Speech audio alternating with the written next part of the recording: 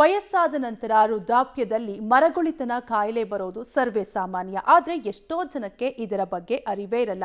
ಈ ಬಗ್ಗೆ ಅತುಲ್ಯ senior care ಸಹಯೋಗದಲ್ಲಿ ಡಿಮೆನ್ಸಿಯಾ ಇಂಡಿಯಾ ಅಲಯನ್ಸ್ NGO ಒಂದು ಅಧ್ಯಯನ ನಡೆಸಿದೆ. ಬೆಂಗಳೂರಿನ ಪ್ರಮುಖ ಅಪಾರ್ಟ್ಮೆಂಟ್ಗಳಿಗೆ ತೆರಳಿ 60 ವರ್ಷ ಮೇಲ್ಪಟ್ಟ 591 ಜನರನ್ನ ಮರೆವು ಸಮಸ್ಯೆ ಬಗ್ಗೆ ತಿಳಿಯಲು ಅಧ್ಯಯನ ನಡೆಸಲಾಯಿತು. ಇದರಲ್ಲಿ 140 ಜನರಿಗೆ ಮರೆವು ದಿನಚರಿಯಲ್ಲಿ ಸಮಸ್ಯೆ ಇರೋದು ಕಂಡುಬಂದಿದೆ.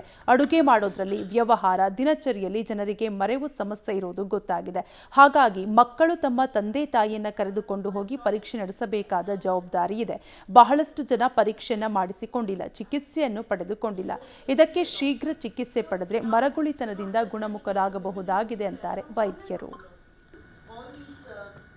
ಇದು ಒಂದು ಸ್ಮಾಲ್ ಸ್ಟಡಿ ತಗೊಂಡಿದ್ದಾರೆ. ಅತುಲ್ಯ ಅವರು ಸ್ಪಾನ್ಸರ್ ಮಾಡಿ ಡಿಮೆನ್ಷಿಯಾ ಇಂಡಿಯಾ ಅಲಯನ್ಸ್ ಎಂದ ಒಂದು NGO ಬೆಂಗಳೂರಿನಲ್ಲಿ ಇರೋ ಎಲ್ಲ ಅಪಾರ್ಟ್ಮೆಂಟ್ಸು ಅಂದರೆ ಅಪ್ಪರ್ ಸೋಷಿಯೋ ಎಕನಾಮಿಕ್ ಸ್ಟೇಟಸ್ ಮಟ್ಟದಲ್ಲಿ ಇರೋರು ಅಪಾರ್ಟ್ಮೆಂಟ್ಸಿಗೆ ಹೋಗಿ ಅವರಿಗೆ ಯಾರ್ಯಾರಿಗೂ ಮರವು ಚಟುವಟಿಕೆಯಲ್ಲಿ ತೊಂದರೆ ಇದು ಇರುತ್ತದಾ ಅಂತ ಅವರು ಸ್ಕ್ರೀನ್ ಮಾಡಿ ಅದರಲ್ಲಿ ಯಾರ್ಯಾರಿಗೆ ಕುಂದುಕೊರತೆ ಇದೆಯೋ ಅದನ್ನ ಬಗ್ಗೆ ತಿಳಿಸಿದ್ದಾರೆ. 509 ಮರೆಗುಳಿತನ ಅನ್ನೋದು ವೃದ್ಧಾಪ್ಯದಲ್ಲಿ ಬರುವಂಥ ಒಂದು ಕಾಯಿಲೆ. ಡಿಮೆನ್ಷಿಯಾ ಅನ್ನೋ ತೊಂದರೆಯಲ್ಲಿ ಮಾಮೂಲಾಗಿ ಕಾಣಿಸುವಂಥ ಮರೆಗುಳಿತನಕ್ಕಿಂತ ಬಹಳ ಜಾಸ್ತಿ ಮರೆವು ಬರುತ್ತೆ.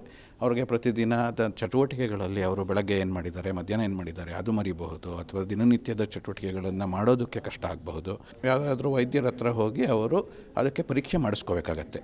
ಉಳಿದಂತಹ ಚಟುವಟಿಕೆಗಳಲ್ಲಾಗಲಿ, ನಮ್ಮ ಮನಸ್ಸಿನ ತೊಂದರೆಗಳ ಬಗ್ಗೆ ಆಗಲಿ, ಅದಕ್ಕೋಸ್ಕರ ಯಾವುದಾದ್ರೂ ರೀತಿ ಚೆಕ್ ಮಾಡಿಸ್ಕೋಬೇಕಾ ಅನ್ನೋವಂಥದ್ದು ಇನ್ನೂ ಬಹಳಷ್ಟು ಜನರಲ್ಲಿ ಗೊತ್ತಾಗಿಲ್ಲ. ಆದ್ದರಿಂದ ಈ ಸಂಶೋಧನೆಯಲ್ಲಿ ಏನು ಮಾಡ್ತು ಅಂದರೆ, ಯಾವುದೇ ರೀತಿ ಚೆಕ್ ಮಾಡಿಸ್ಕೊಂಡಲೇ ಇರುವಂಥವರನ್ನು ಸಹ ಅವರಿಗೆ ಮರುವಿನ ತೊಂದರೆ ಏನಾದರೂ ಇದೆಯಾ ಅಂತ